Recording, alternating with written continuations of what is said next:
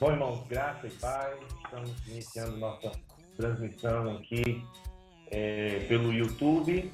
Estamos juntos na sala de conferência, pelo Google Meet. Você é nosso convidado. Quem quiser participar é só solicitar o link.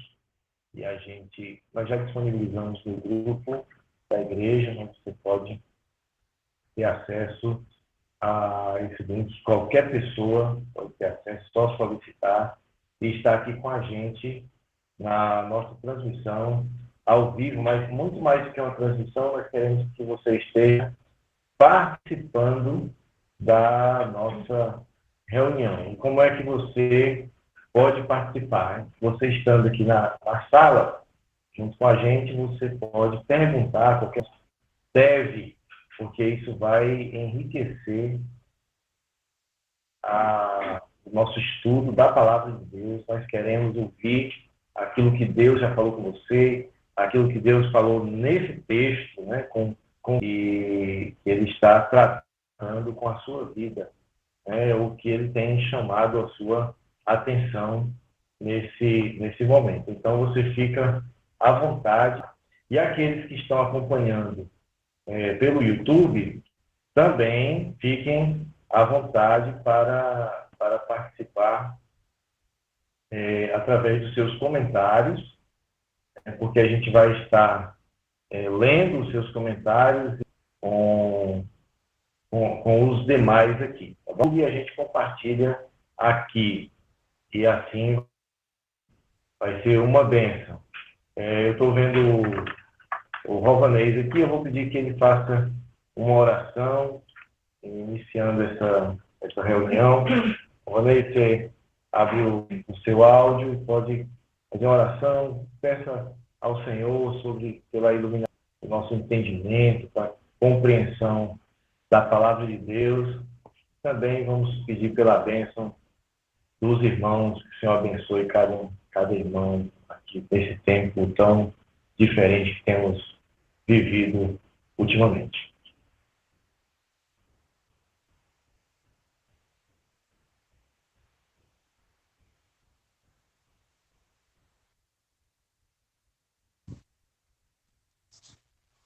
Oremos. Senhor Jesus, nós estamos aqui, Pai, tua igreja Santa Imaculada, Senhor. Queremos, Senhor, colocar, Senhor, dentro de ti a palavra do estudo dessa noite, usar a vida do pastor Gide, que tu possa, Senhor, colocar essa palavra em nossos corações, em nossa mente. Nós possamos, Senhor, estar abertos, Senhor, para receber, Senhor, a tua palavra. Assim é do Pai, que está também ouvindo e assistindo por esse canal, por essa plataforma, nós possamos, Pai, entender, Senhor, e colocar, Senhor, em prática aquilo que nós temos recebido em nome de Jesus Cristo. A sua igreja, guarda e os livros do mal, em nome de Jesus. Amém. Amém. Glória. Bem, hoje vamos estudar sobre a igreja de Filadélfia. Abra sua Bíblia em Apocalipse, capítulo 3. Apocalipse, capítulo 3. Eu já vou compartilhar a tela aqui com Filadélfia, só um instante. Compartilhar com Filadélfia. Lá. Certo.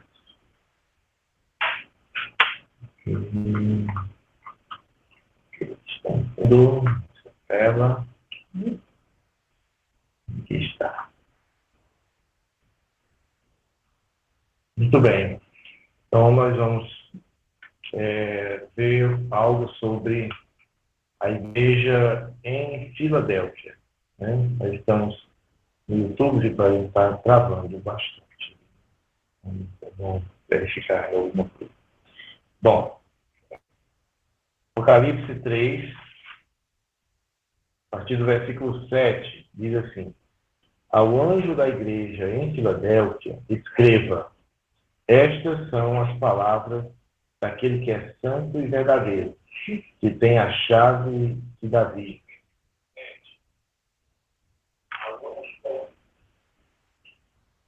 O que ele abre, ninguém pode fechar. E o que ele fecha, ninguém pode abrir. Conheço as suas obras. Eis que coloquei diante de você uma porta aberta que ninguém pode fechar. Sei que você tem pouca força, mas guardou a minha palavra e não negou o meu nome. Veja o que farei com aqueles que são sinagoga de Satanás e que se dizem judeus e não são, mas são mentirosos. Farei que se prostrem aos seus pés e reconheçam que eu o amei. Visto que você guardou a minha palavra de exortação, a perseverança, eu também o guardarei na hora da provação que está para vir sobre todo o mundo, para pôr à prova os que habitam na terra. Venha em breve, retenha o que você tem, para que ninguém tome a sua coroa. Farei do vencedor uma coluna no santuário do meu Deus, e dali ele jamais sairá.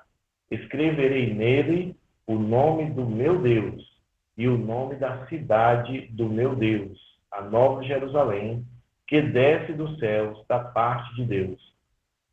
E também escreverei nele o meu novo nome. Aquele que tem ouvidos, ouça o que o Espírito diz às igrejas. Muito bem. Esse é o texto bíblico, né, que fala sobre essa maravilhosa igreja, tão amada igreja, desejada, né? Muitos enfatizam, né, que essa é a igreja de justiça com as outras igrejas, porque todas são igrejas do Senhor. Algumas são mais elogiadas, outras menos, algumas estão numa posição, vamos dizer assim, de mais proximidade do Senhor, ou uma posição de não merecerem tanta repreensão, né, como essa, mas e outras merecem mais repreensão, ou mereceram, mas assim é a Igreja do Senhor. Né? Nós temos várias situações em cada uma das igrejas, né? Ao longo da história e também no mesmo período histórico. Seja como for, a igreja sempre vai ter momentos de elogio e também momentos em que ela é fraca. Vai ter situações em que ela vai ter um grande exemplo e vai ter situações em que ela não é um grande exemplo.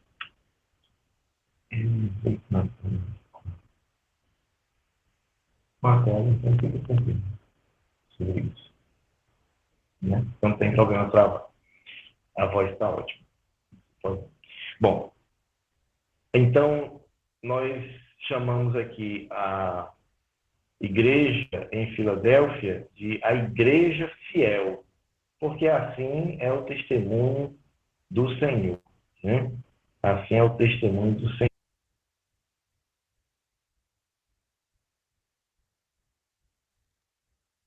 Muitas igrejas espalhadas por aí, né?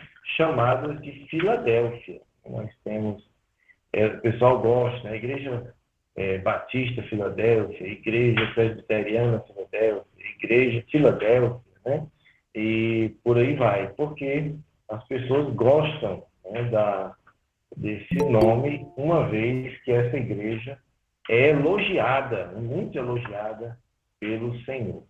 Que bom, nós também somos chamados para sermos elogiados, né, pelo Senhor. Ele gostaria muito que todos nós fôssemos elogiados por Ele, né, tivéssemos razões para sermos elogiados pelo Senhor. Então,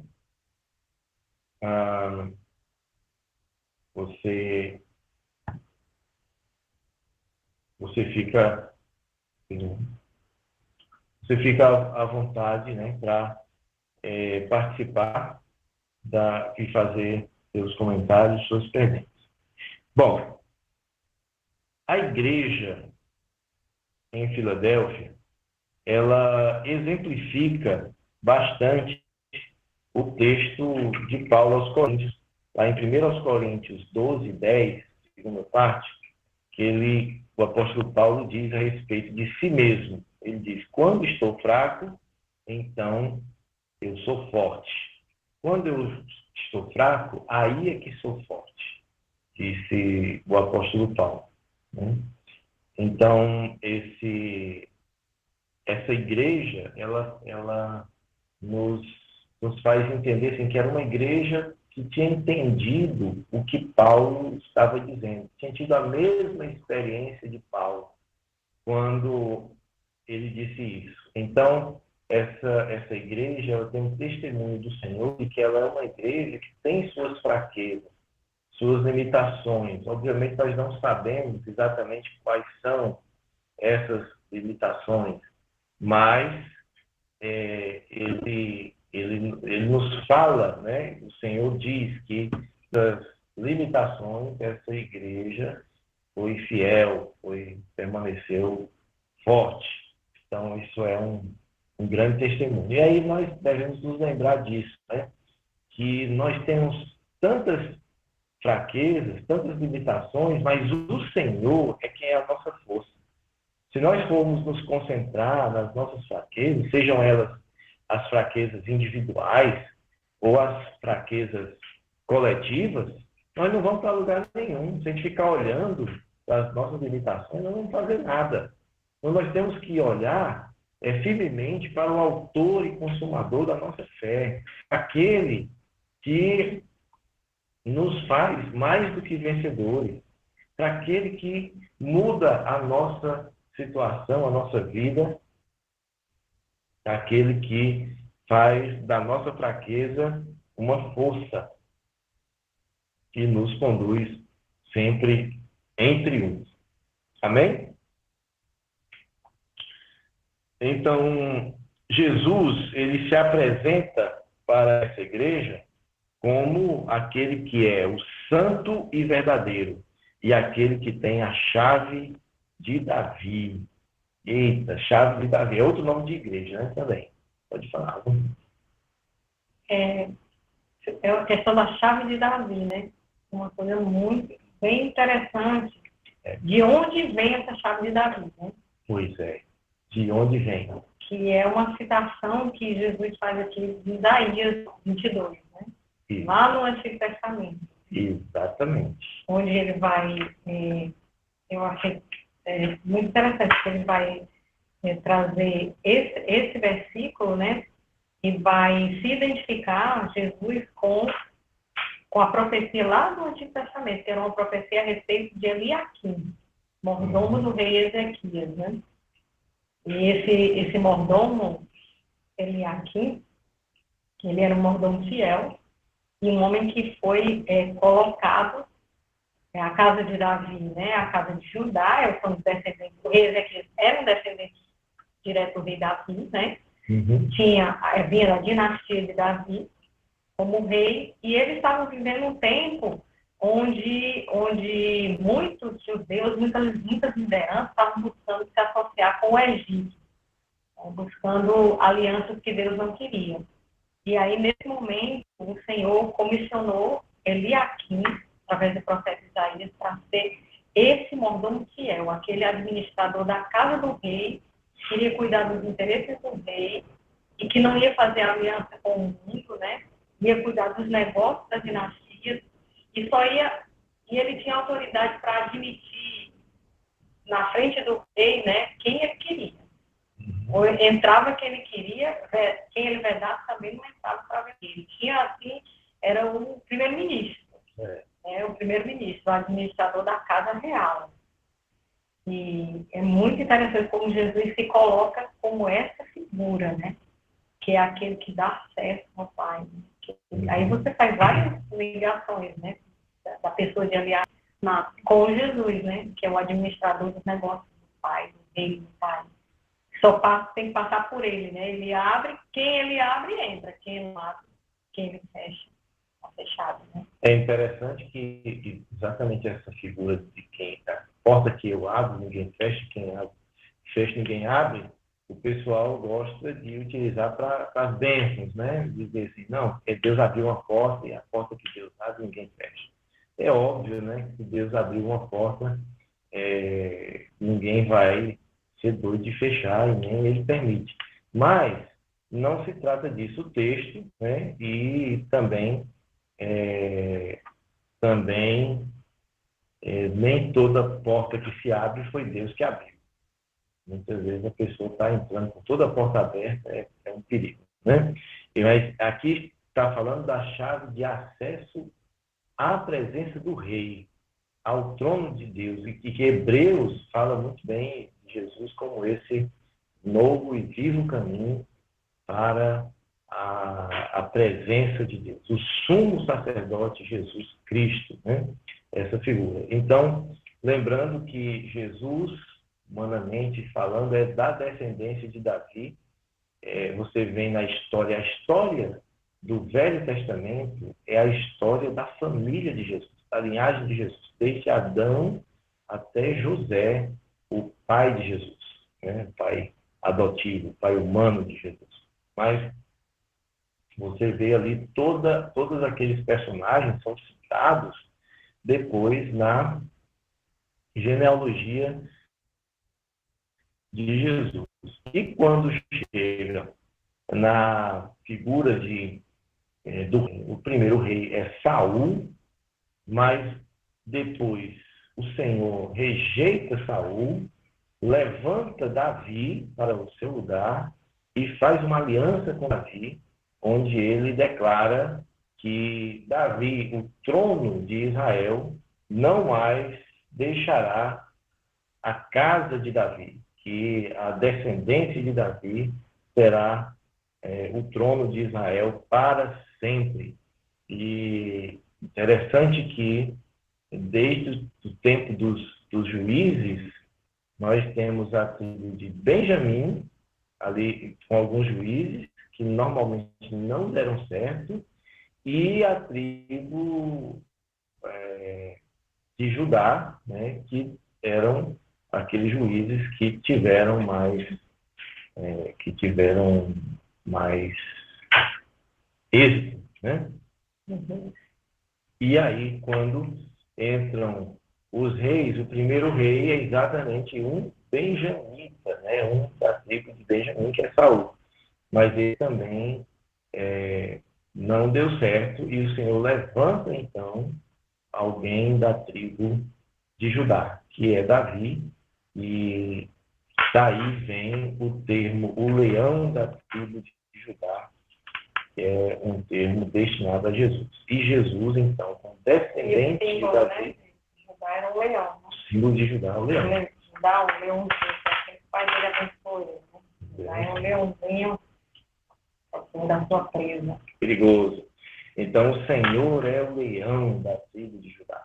E ele, então, vem... Jesus, ele é o descendente natural do trono de Israel. Né? Ele, humanamente falando, ele teria o direito ao trono de Israel, porque ele é o descendente de Davi, um príncipe. Né? Só que nessa época de Israel, outros, né, que não tinham essa prerrogativa real, porque eles eram colocados ali pela política do Império Romano e não pelo direito de linhagem real de Israel. Interessante você saber disso. Então, Jesus, quando ele foi chamado de Rei dos Judeus, mesmo que aqueles que chamaram não tivessem o entendimento do que estavam falando, mas, de fato, ele era o verdadeiro Rei dos Judeus. E tomou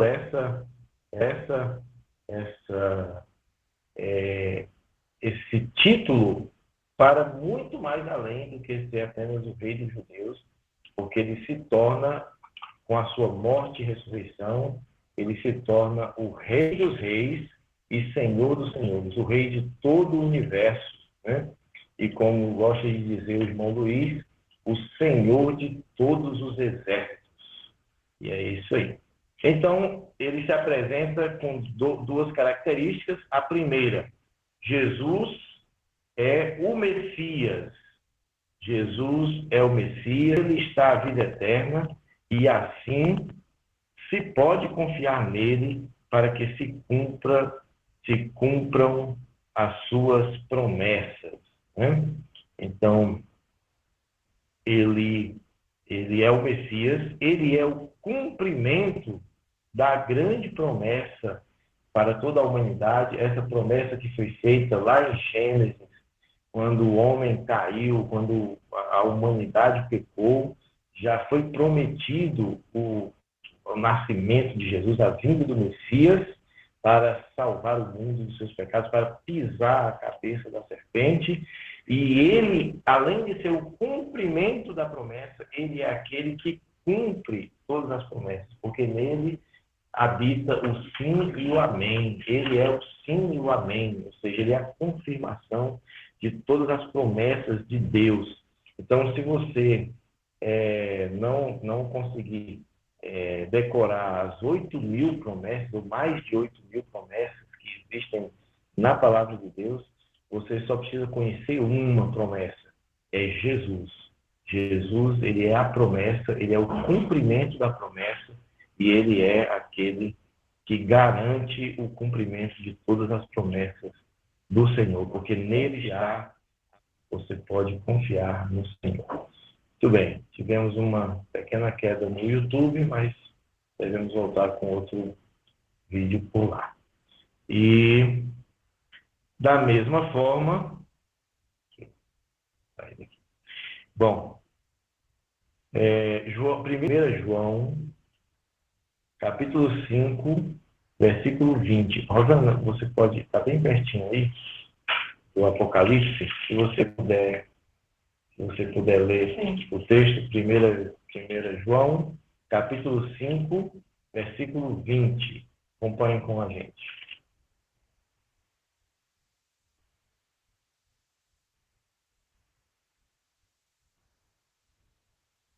Também sabemos que o Filho de Deus é vindo e nos tem dado entendimento para reconhecermos o verdadeiro. E estamos no verdadeiro, em seu Filho, Jesus Cristo, este é o verdadeiro Deus e a vida eterna. Muito bem. Então, na Nova Versão Internacional, ele diz que nós temos pleno conhecimento de que o Filho de Deus é vindo, né? E nós reconhecemos o verdadeiro, com V maiúsculo, que coisa maravilhosa, né? Ele é o verdadeiro, ele é o caminho, a verdade e a vida. Ninguém vem ao Pai a não ser por ele, né? E nós estamos vivendo naquele que é o verdadeiro. Nós vivemos nele, nós vivemos em Cristo, né? Envoltos em Cristo, batizados em Cristo, né? E este é o verdadeiro Deus e ele é a vida eterna. Que maravilha! Tudo é o Senhor. Isso é glorioso, é maravilhoso. Bom, e a segunda coisa é aquilo que a Rosana já nos adiantou, que ele tem a chave. Está no capítulo 22, versículo 22, que nós vamos ler. O texto diz assim: porei sobre os seus ombros a chave da casa de Davi. O que ele abrir e o que ele fechar, ninguém será capaz de abrir. Maravilha, né? Então, Autoridade, né? oi? Autoridade. Ou seja, é a autoridade incontestável do Messias para a entrada ou exclusão no reino de Deus. E nós somos questionados sobre isso, né? Como se nós tivéssemos o poder de escolher quem entra e quem não entra no reino de Deus. Mas esse poder é do dono do reino. De quem é o reino? De Deus. Então, entra nesse reino aquele que ele determinar. Né? E quem tem a chave é o filho. E quem tem a chave é o filho. Lembra o salmista também que diz, eu acho que é no Salmo 2, que diz, beijai o filho. Né? O Senhor diz, beijai o filho. Para que não se irrite. Para que não se irrite, para que não se ire. Né? Uhum. Falando com relação ao rei, né? Sim. Né? E isso pode ser atribuído exatamente a Jesus, né? É interessante que algumas pessoas, às vezes, nos questionam assim, né? Vocês falam muito, os crentes falam muito em Jesus, né?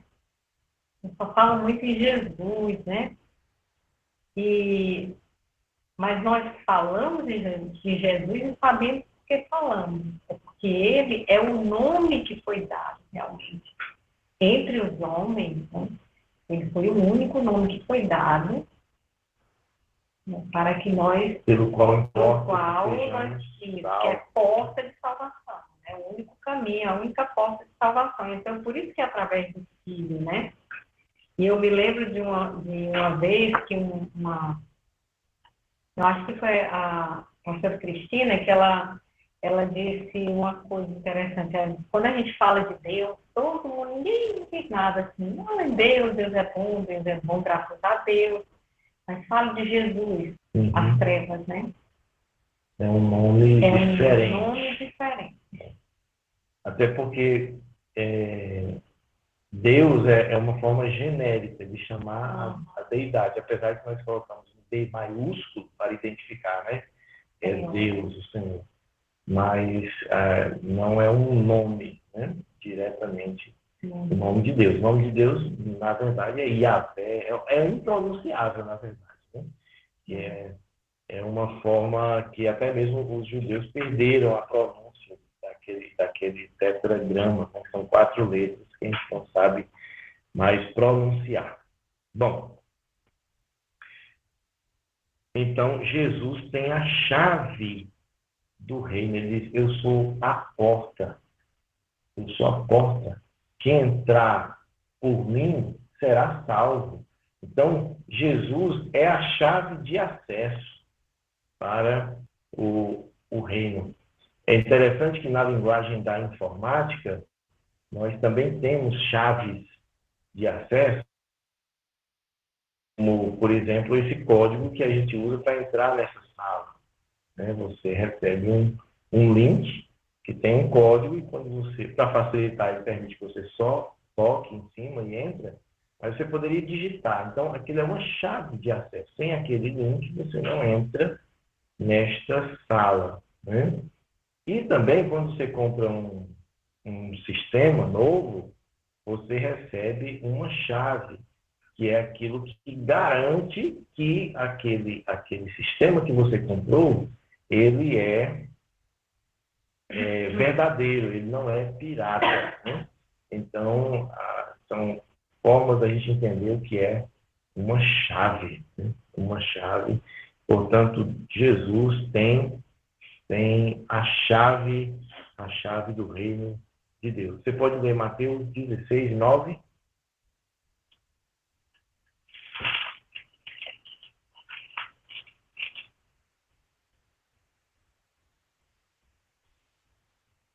Mateus, capítulo 16, versículo 9. Não compreendeis ainda, nem vos lembrais dos 5 pães para 5.000 homens e de quantos cestos tomaste? Mateus 16.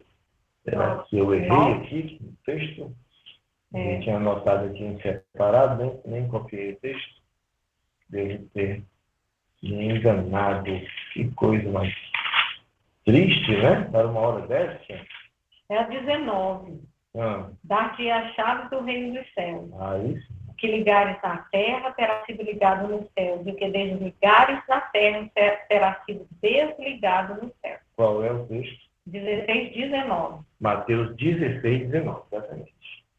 Então, novamente, por favor, leia. dar-te-ei as chaves do reino dos céus. O que ligares na terra terá sido ligado no céu. E o que desligares na terra terá sido desligado do céu. Tudo bem. Trava-língua aí, Rosana? Muito trava-língua mesmo. Para descontar. Cadê hoje? Não tem, não? É enigma?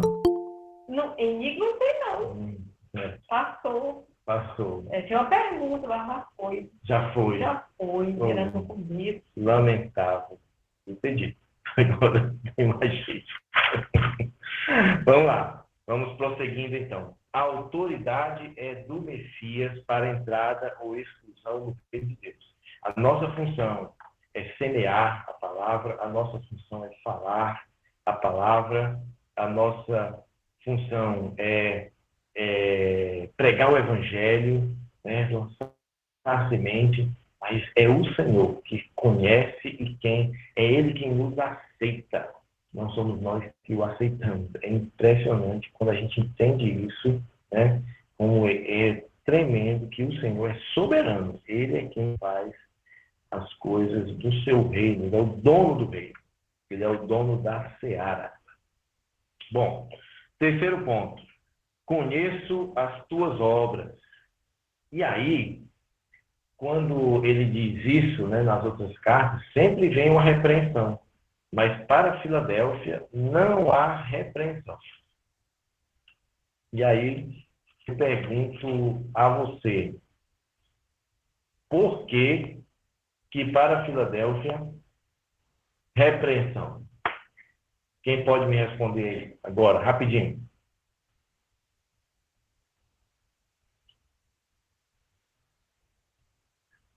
Era uma igreja perfeita? Não. Será que lá não tinha ninguém cometendo erros?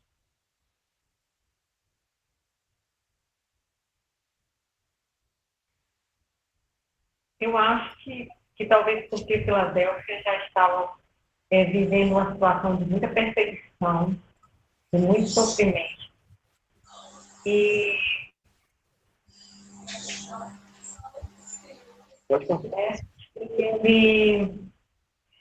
o Senhor focou muito na fidelidade deles, assim, na perseverança deles diante de tanto sofrimento. Bem, a Anne quer falar. Pode falar. Eu acho que eles se apropriaram das promessas de Deus, por isso que eles não foram, como é que você usou a palavra? Não foram... Cortou aqui, eu não entendi. Não foram repreendidos. Isso, porque eles se apropriaram das promessas, eu acho. Muito bem. Então, Maria, falar.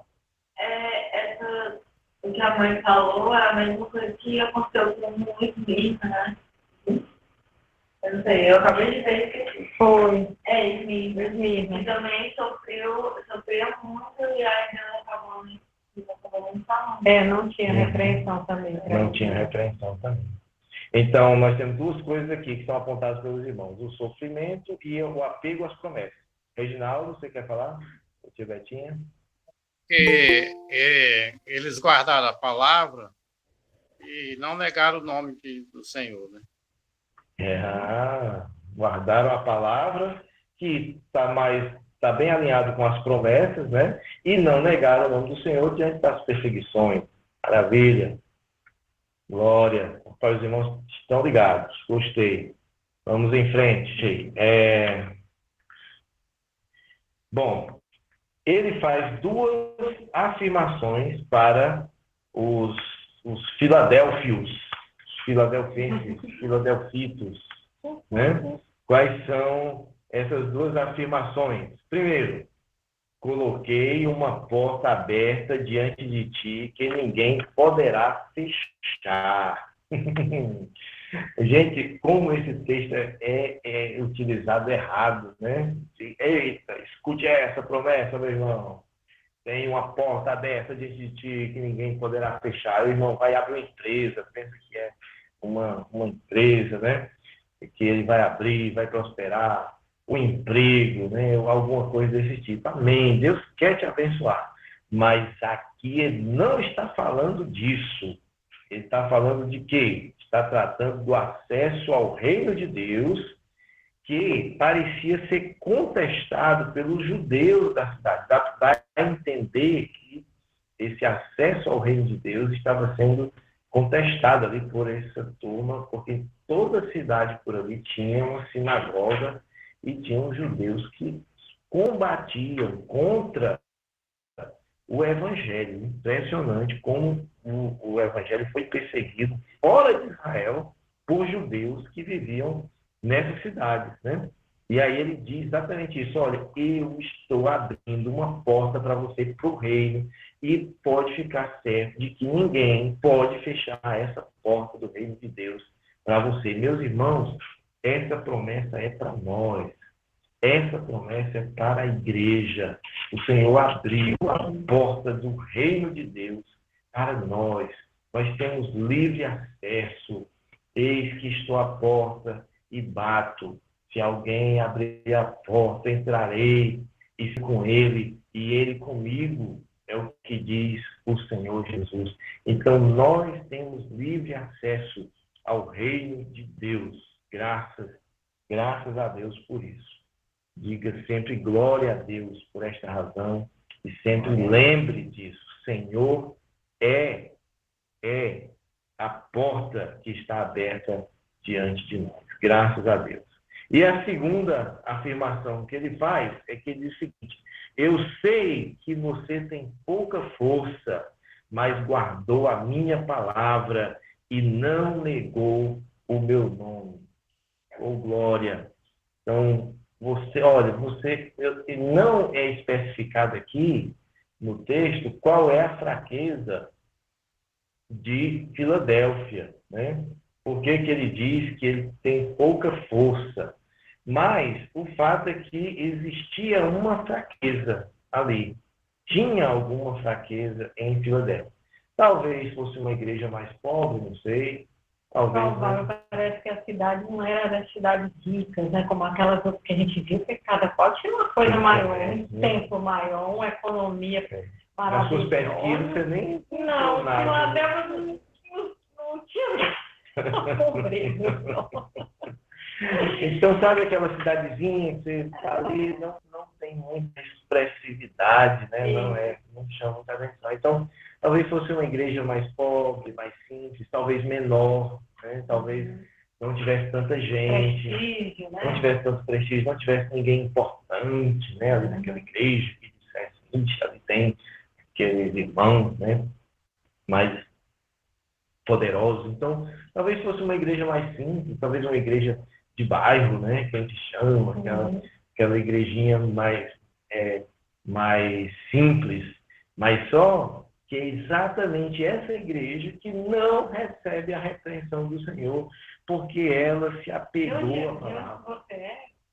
Sou de Filadélfia. Onde é que fica? Nunca ouvi falar dessa igreja. Em Éfeso, em Sardes. Interessante, né? Que ouvi falar, né? Eu já passei muito por isso, né? Qual é a sua igreja, né? Você congrega onde? Eu congrego na igreja, da igreja cristã. Eu nunca ouvi falar, né? Aí quando é outro pastor, né, que pergunta, aí ainda diz assim, e fica onde? Não, fica ali no Jardim Castelão, lá assim. E ainda pergunta assim, e tem quantos membros, né? Aí, se você disser assim, que tem 3.000 membros, esse pastor é forte, né? Aí, quando você diz assim, não, somos 60 membros, aí, certo, tá bom.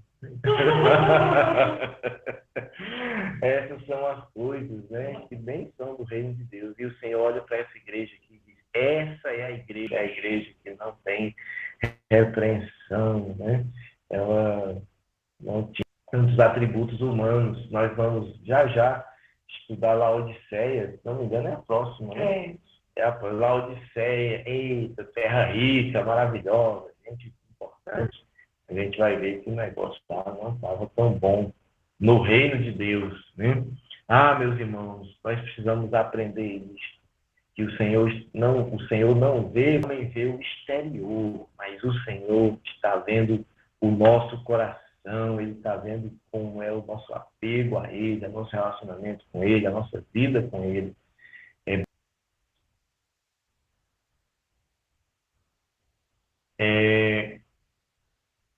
Eu creio, meus irmãos, que nós temos sido chamados para sermos como Filadélfia, né? A igreja Renovo, eu estava lá, eu fui convidado para pregar numa igreja e fui convidado por um irmão que não era o pastor da igreja, né? Ele disse que tinha um amigo e tal, o pastor permitiu que convidasse. Quando eu cheguei lá, conheci o pastor, tal, aí ele disse, como é o nome da sua igreja? Aí eu disse, Igreja Cristã Renovo. Ele disse, ah, sim, conheço. Eu disse, não, eu era tão acostumado. Ele disse, não, acho que você não conhece, não. Eu disse, conheço, sim.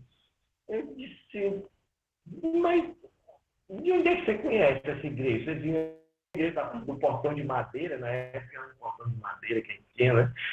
Aí eu disse, bom, é essa aí, né? Aí ele disse, eu passo sempre em frente, a minha mãe mora lá no Jardim Castelão. Tá explicado. É bem engraçado essas coisas. Bom, e aí ele traz... fechando aqui a questão da segunda afirmação, né? Ele não negou o meu nome, ou seja, obediência e testemunho são as duas obras que são colunas de uma igreja, né? Seguir ao Senhor e, ao mesmo tempo, dar testemunho do Senhor. E o conselho daquela igreja é mais ou menos assim, continue do jeito que você está, continue firme, né?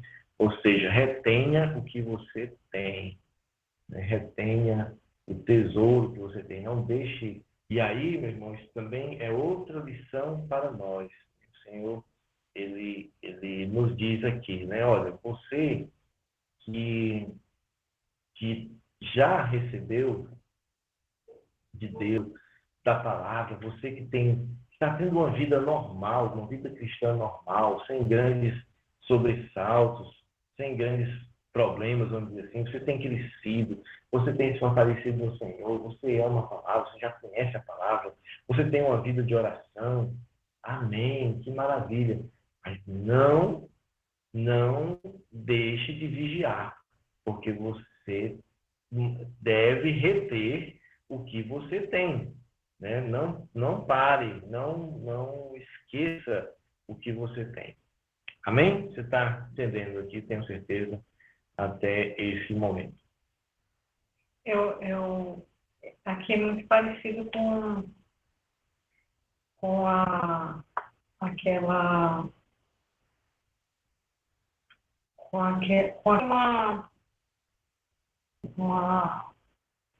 é que eu digo, uma corrida, uma coisa assim, porque essa coisa de coroa tem muito a ver com o vencedor, né? Aqueles jogos, né? Então, você tem para que ninguém tome a sua coroa. Né? Eu acho que se referindo ao adversário, né? Que quer nos roubar aquilo que o Senhor tem reservado para nós. Né? Então, acho que é muito nessa questão da gente mais naquilo que a gente já tem, né? Como diz também em Hebreus, que a gente precisa, que a gente se firme cada vez mais nas verdades, né? Já aprendidas, nas verdades já que o Senhor já nos deu, né? Que é para a gente que o Senhor vem sem demora, como ele diz, né? Ele não vai tardar. Então, que a gente não perca aquilo que a gente já ganhou do Senhor. Isso é algo que a gente tem que realmente vigiar, né? Como você falou, vigiar.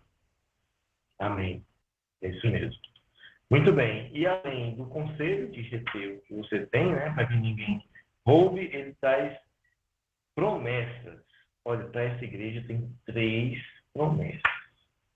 Gente, essa igreja é muito amada do Senhor. Então, acho que nenhuma outra tem 3 promessas. Isso aqui tem uma. E já teve da porta aberta, né? Já teve a da porta aberta, que não chega a ser uma promessa, porque já é um fato ali aberto, né? Já é presente, né? A promessa normalmente fala do futuro, né?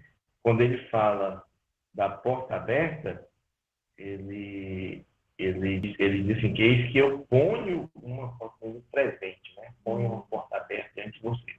Mas as promessas aqui para o futuro, nós temos 3 promessas.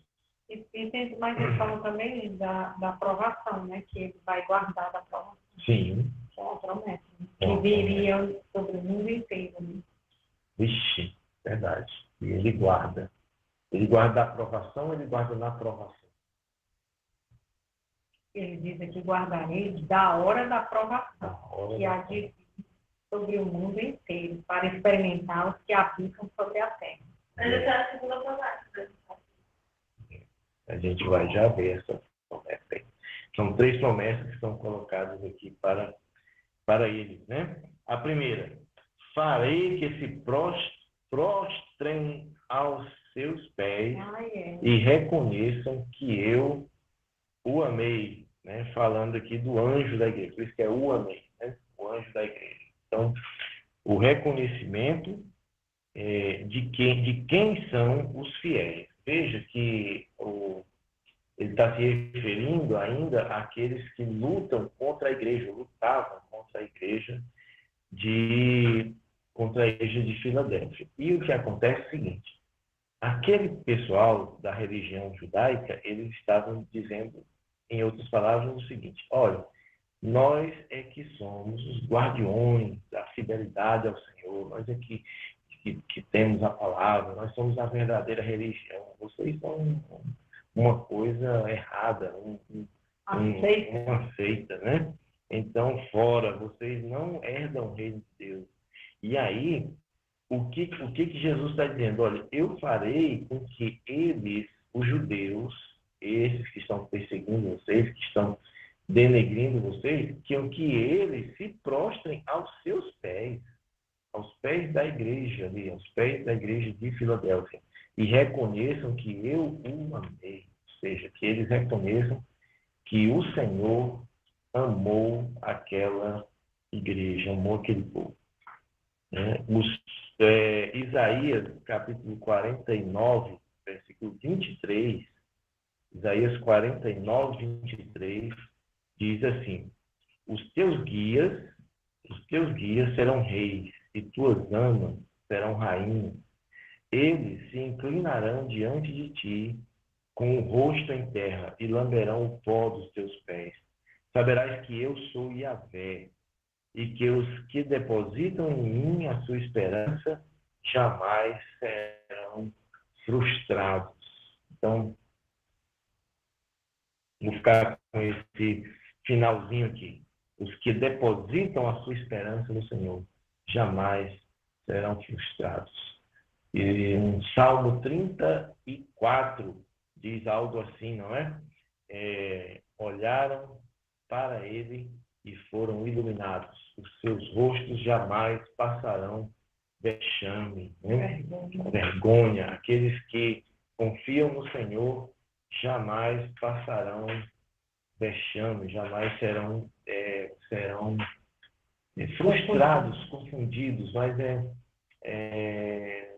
quando nós temos uma expectativa e não se cumpre. Frustrados, não é isso. Decepcionados.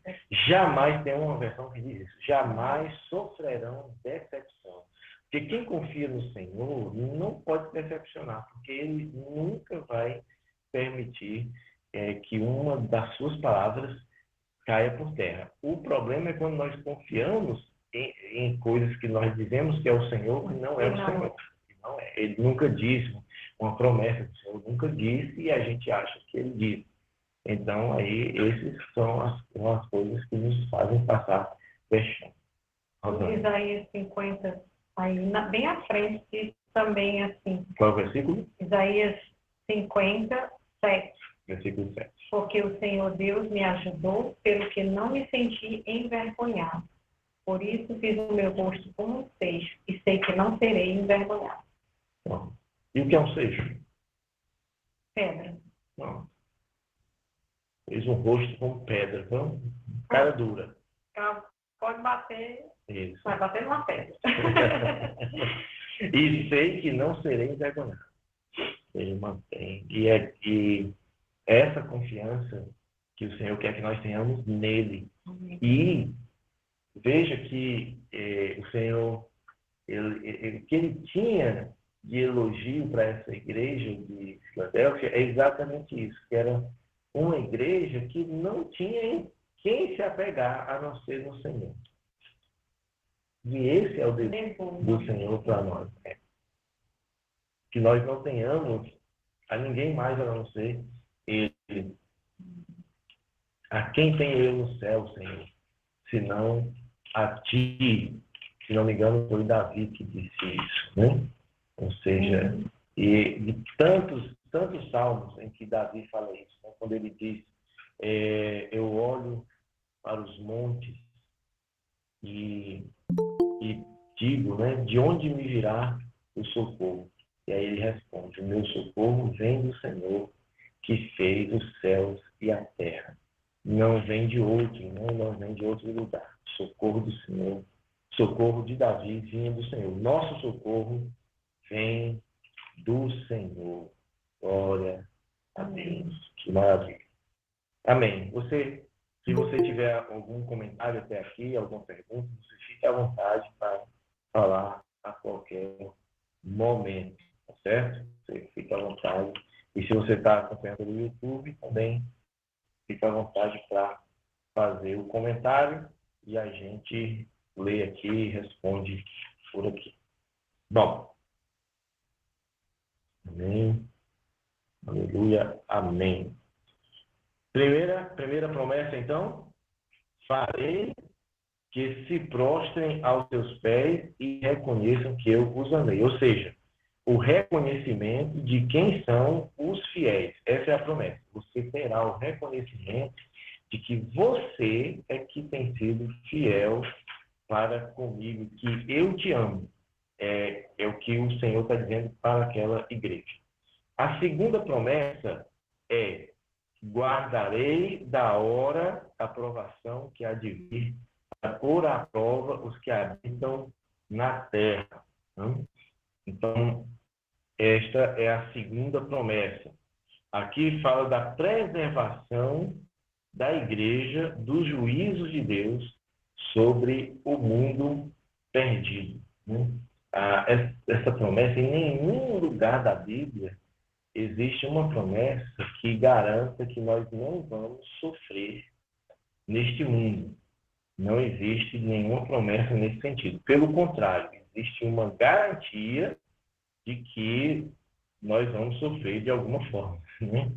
Tem sempre uma garantia. O Senhor afirmou isso, que só no mundo vocês terão aflições, mas tenham bom ânimo, eu venci o mundo. Então, se é que isso é uma promessa, essa primeira parte, então guarde essa promessa, né? Existe uma promessa de que nós teremos aflição nesse mundo. Isso é uma coisa já evidenciada pelo Senhor. Mas aqui ele tem uma promessa de preservação da igreja dos juízos. E nós vamos ver no livro de Apocalipse, mais à frente, quando terminar essa fase aqui das cartas das igrejas, nós vamos ver que o livro de Apocalipse traz uma série de momentos em que o mundo estará sofrendo o julgamento e as consequências dos seus atos e do seu distanciamento de Deus. Mas que o Senhor, ele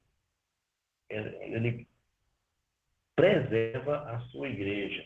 Muitas vezes ela vai sofrer junto com o mundo, vai sofrer até mais em alguns momentos, vai sofrer a perseguição. Muitas vezes ela vai sofrer porque o mundo está em colapso, né? Como nós sofremos com as doenças, nós sofremos com os problemas econômicos do mundo, nós não estamos imunes às dificuldades pelas quais o mundo passa. Mas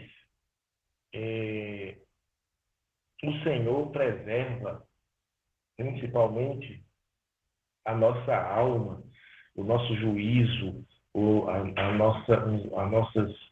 a nossa vida, né? Aquilo que será resgatado por Deus, está preservado e selado pelo Espírito Santo da promessa, que nos guarda de todo o mal. Bem. Muito bem. Então, diz o Senhor em João capítulo 5, versículo 24. João 5 e 24. Lê para mim, por favor, Rosana. Na verdade vos digo que quem ouve a minha palavra e crê naquele que me enviou tem a vida eterna e não entrará em condenação, mas passou da morte para a vida. Muito bem.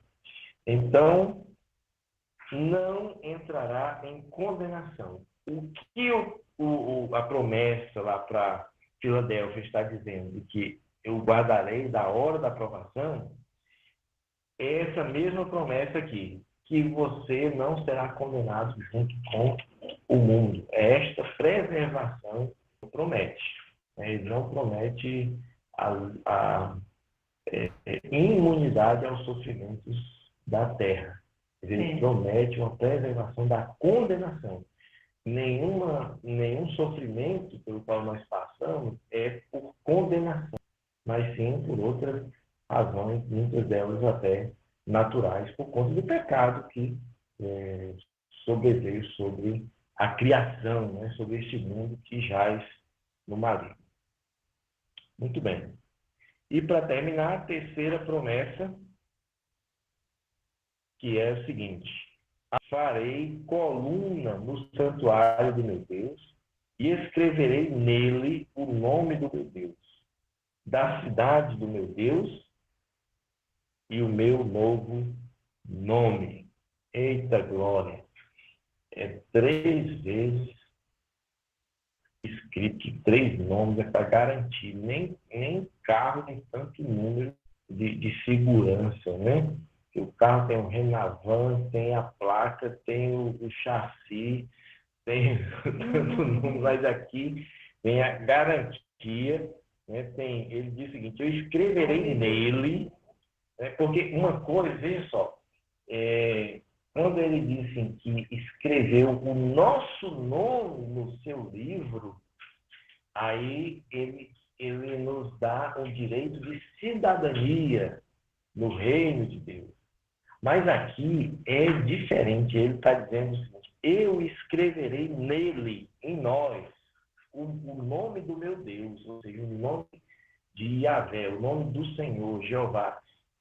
Ele escreve em nós o nome da cidade do nosso Deus e o meu novo nome, ou seja, o nome de Jesus, que está acima de todo nome, está escrito em nós. Então, é tipo 3 carimbados assim, que nós vamos levar, dizendo a nossa identidade e o nosso destino, né? Que é a quem nós pertencemos. Tem várias formas, né, da gente fazer metáforas aqui sobre o que o Senhor está falando. Tem muita questão da propriedade. Propriedade, demais.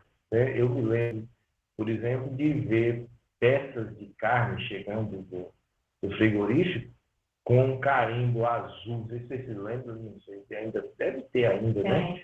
Vem com carimbo da vigilância sanitária, né? Isso, carimbado na própria carne do bicho lá.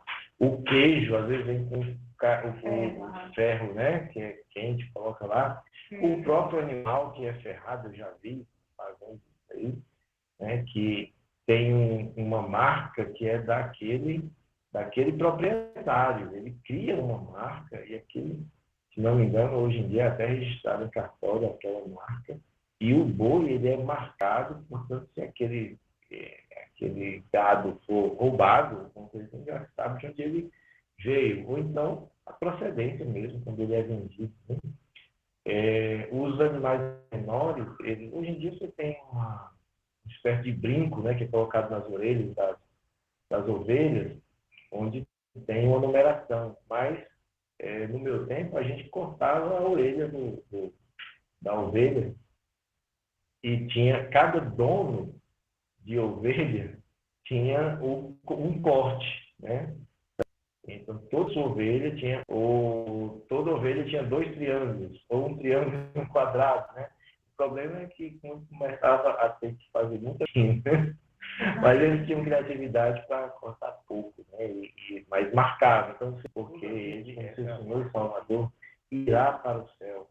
Todo aquele que pertence ao Senhor tem a vida eterna. Então, a nossa glória não está nos nossos atos, mas está no fato de pertencer a Deus, de pertencer ao Filho de Deus, do reino eterno de Deus, a nova Jerusalém.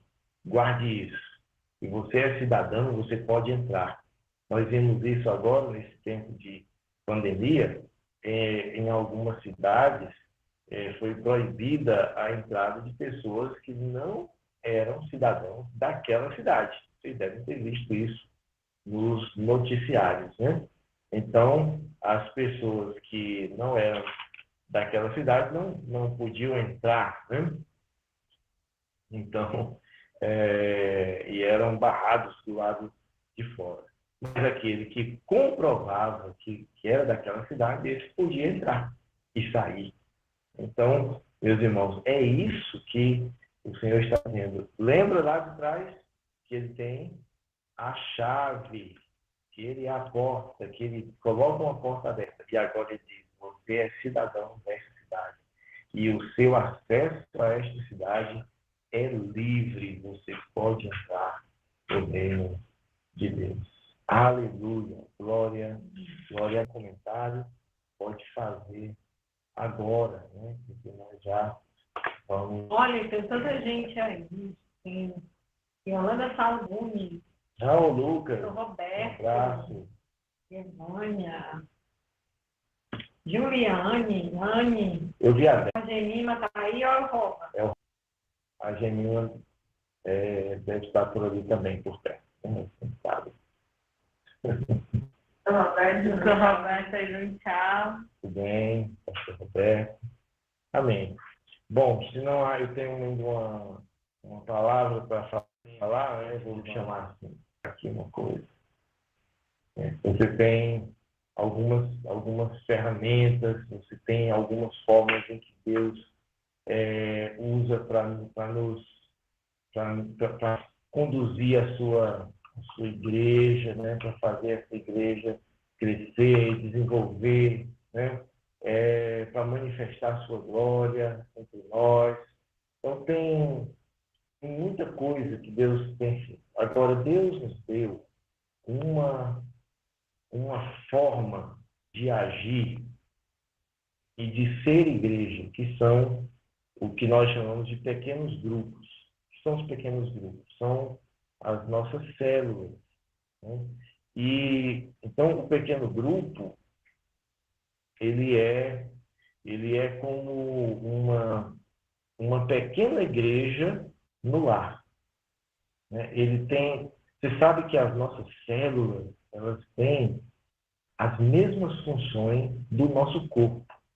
O nosso corpo tem, por exemplo, o aparelho respiratório, são os pulmões, né, e os brônquios, pois a célula ela tem um aparelho respiratório. Nós temos no nosso corpo um aparelho digestivo, pois cada uma das nossas células tem um aparelho digestor, né? Então, tudo está lá. Todas as nossas características estão nas nossas células. Tudo está presente ali, né? E assim também são os pequenos grupos. Os pequenos grupos são uma célula da nossa igreja. Então, é ali que tem as funções de ensino, ali tem a função de adoração, ali tem a função de oração, ali tem a função de evangelismo. Tudo acontece nos pequenos grupos. E nós estamos vivendo um tempo em que os pequenos grupos são muito, mas muito importantes para nós. Muito bom.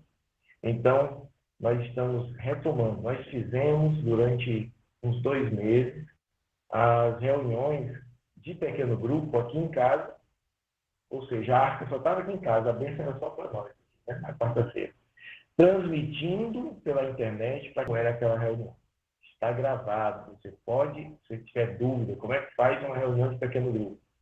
Vai lá no canal da Igreja Cristã Renovo, olha, tem lá, PG01, PG de tal data. Você olha e você vai ver como é que faz uma reunião de pequeno grupo. E aí você vai reunir a sua família, prioritariamente. Você e sua esposa em casa? Faça a reunião, você e sua esposa. Você, sua esposa e seus filhos? Faça a reunião. Pastor, quem é o líder desse grupo? É você. Comece hoje mesmo não, amanhã. Comece amanhã. Mandei o boletim. Como é que você faz? Você segue o boletim, tem lá o estudo da semana. Você segue aquele estudo ali. Pastor, não compreendo tudo. Não precisa. Não se preocupe, não precisa ter curso para fazer isso. Reúna a sua família. Faça isso. Aí você quer convidar mais alguém. Pastor, a pessoa não pode vir aqui para minha casa, porque nós não estamos ainda recebendo. Não tem problema. Faça uma chamada de vídeo pelo WhatsApp, pelo Messenger, pelo que mais? Pelo Hangout, pelo Meet, por qualquer forma, né? Mas o WhatsApp está tão fácil, faz chamada até de 8 pessoas. Então você faz a chamada, faz uma posição lá que o irmão me veja, você vê o irmão e você vai ter comunhão, vai ter ensino, vai ter evangelismo, se você convidar alguém que não conhece Jesus, vai ter oração pelos irmãos e você vai estar exercendo um serviço maravilhoso para Jesus e para a sua igreja. Então, meus irmãos, nós estamos num tempo que é a hora da virada, é a hora que realmente nós fazemos a diferença e está na sua mão, né? O Senhor é como aquele que colocou já a bola ali na frente do gol, tirou o goleiro e botou só você ali. É você as traves. Agora é só chutar. Né? Agora, só se você não quiser mesmo, aí você vai ter que dizer, eu não quero. Vai ter que chegar, pastor, eu não quero. Mas enquanto você não disser isso, eu vou continuar insistindo, né? Porque a nossa igreja, ela é assim. É a nossa visão, é a forma como nós trabalhamos desde o início. E nós queremos, faz bem para você. Você vai se sentir muito bem, vai se sentir útil, vai se sentir animado. Deus vai te fortalecer enquanto você trabalha. Você não imagina o quanto Deus me edifica cada vez que eu falo a palavra dele. Então, será assim também com você. Eu recebi excelentes notícias da Anne. Eu não sei se a Anne ainda está por aqui, ou se já saiu, né? Saiu. Não, está aqui sim. A Anne, ela foi quem ministrou no pequeno grupo dela, né? Com a Yolanda, a Fátima, a Ana Paula e a Gleiciane. E foi a Anne que ministrou. E olha, as notícias que chegaram aqui é que foi muito bom e que a irmã ficou muito animada, né? A Yolanda me contou que foi uma grande bênção. Então, anima as pessoas, fortalece os irmãos, fortalece quem está ministrando. E esse é só um exemplo de muitos. Então, eu quero lhe incentivar amanhã, reunir a sua família, reunir os seus amigos, convida e vamos fazer os nossos pequenos grupos. E eu estou registrando cada um deles, estou registrando o crescimento dos nossos grupos até que 100% da igreja esteja em um pequeno grupo. E agora nós estamos indo realmente para... Ganhando vidas e discipulando, fazendo o que Jesus nos chamou a fazer, né? Porque não existe uma ferramenta melhor para fazer isso do que a gente acompanhar as pessoas através de um grupo pequeno, né? Eu não tenho dúvida nenhuma de que quando nós estivermos fazendo isso, enquanto estivermos fazendo, o Senhor vai acrescentar muitas pessoas ao rebanho do Senhor. Haja visto os grupos de oração que estão já acontecendo. E isso tem acontecido. Alguém ia falando aí? Não quer falar? Não. Ok, então é isso. Deus abençoe você. Nós vamos orar e que Deus abençoe a sua reunião do PTNT. Eu quero notícias depois. Manda foto no grupo, manda comentário lá no grupo do WhatsApp, dizendo como foi a sua reunião. Eu sei que será uma grande bênção. Vamos orar. Rosana, por favor, Senhor, nós te agradecemos, Senhor, por esse estudo do Apocalipse. A igreja tem realmente nesses dias, de uma forma geral, buscado conhecer mais desse livro de revelação. É o livro que fala das últimas coisas, é o livro atual para nós, é um livro que traz uma revelação a respeito das coisas que nós temos recebido fortalecimento do Senhor, da parte do Senhor. Aqui, cada terça-feira, nós temos recebido promessas do Senhor, de que Ele vai nos conduzir, e de que aquilo que Ele prometeu para nós é certo, é de Deus, tem o juramento de Deus, e que nós só precisamos perseverar naquilo que nós já temos recebido dele. Nós agradecemos, Senhor, porque isso nos traz muita certeza de fé e nos dá esperança, Senhor, para nós vencermos as batalhas do dia a dia, confiando nas tuas. Obrigada, abençoa cada um dos nossos irmãos, cada lar, cada pessoa, cada família.